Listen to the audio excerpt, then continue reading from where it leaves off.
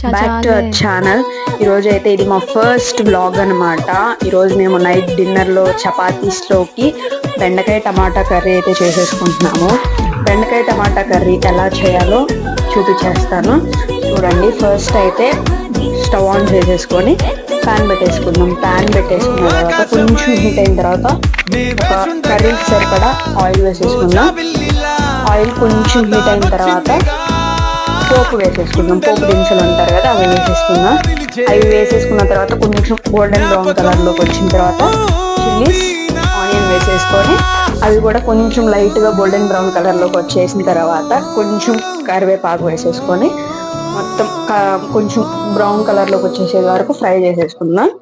ఈలోపు బెండకాయలు కట్ చేసేసుకొని బెండకాయలు కూడా వేసేసుకుందాం.